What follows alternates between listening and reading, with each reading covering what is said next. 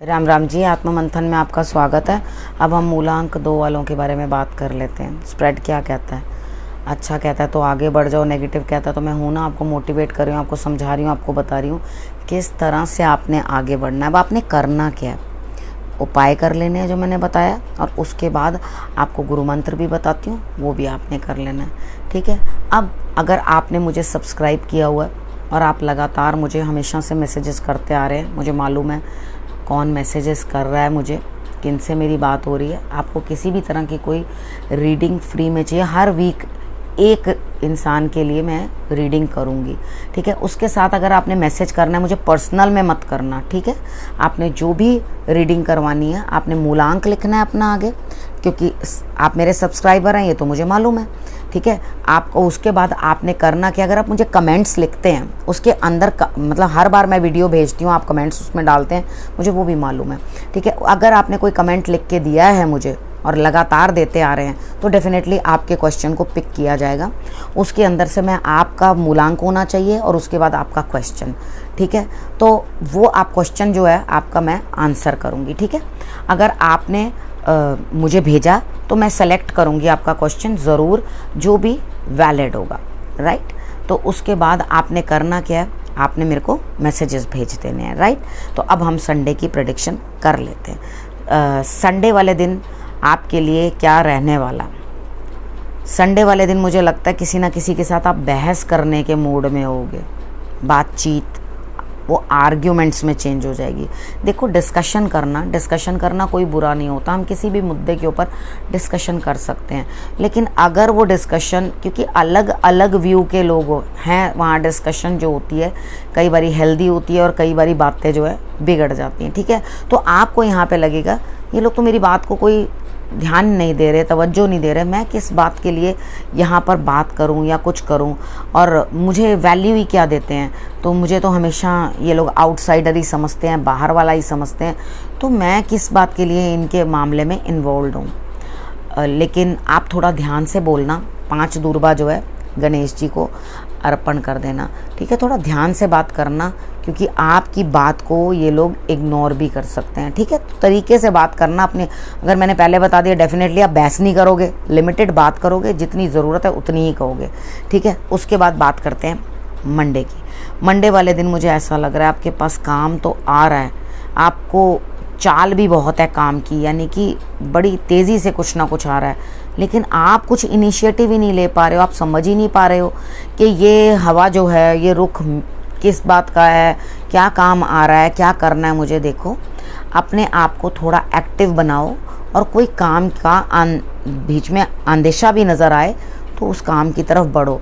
अगर आप कुछ भी नहीं करोगे तो दिक्कत आ जाएगी। जब पूरा टाइम इस तरह का आ रहा है मंडे वाले दिन के, एनर्जी से भरा हुआ, और अब बड़ी तेज़ी से उस काम की तरफ बढ़ने की क्षमता भी रखते हो, तो फिर काम क्यों नहीं करना, काम ज़रूर कर लेना। ठीक है।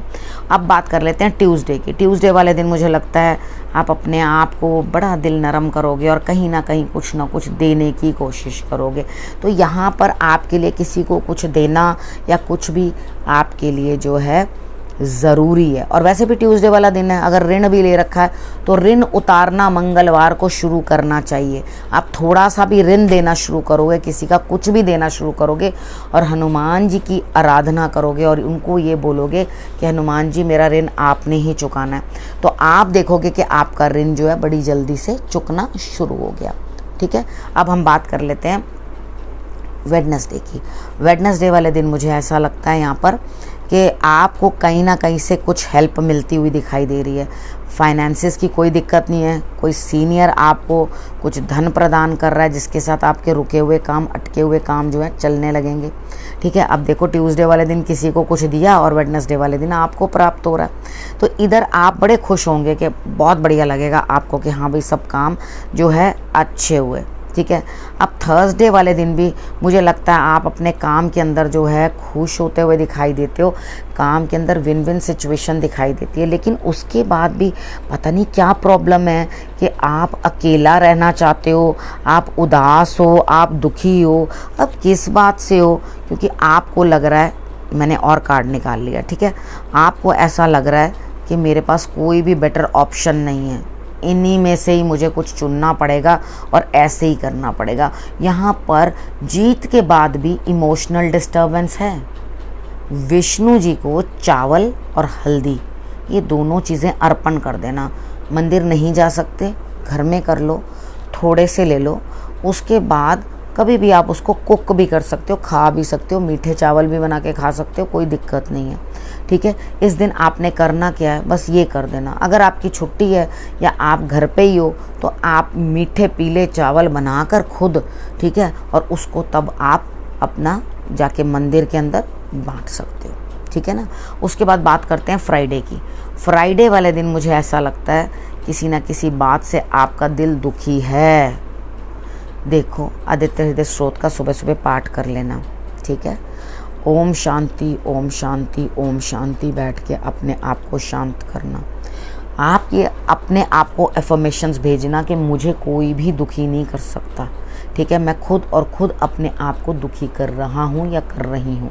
ठीक है, यहाँ पर आकर अगर आपने ये चीज़ सोच ली तो डेफिनेटली थोड़ी देर मेडिटेशन करने के लिए बैठना, तो आपको ऐसा लगेगा कि यूनिवर्स खुद आपको हेल्प कर रही है और आपकी इस परेशानी को, दिल के दर्द को आपके मिटाने की चेष्टा कर रही है। तो आप खुद भी इस चीज़ को सोच के चलो कि मुझे बिल्कुल परेशान नहीं होना, मेरा दिल किसी की बातों से ना टूटे।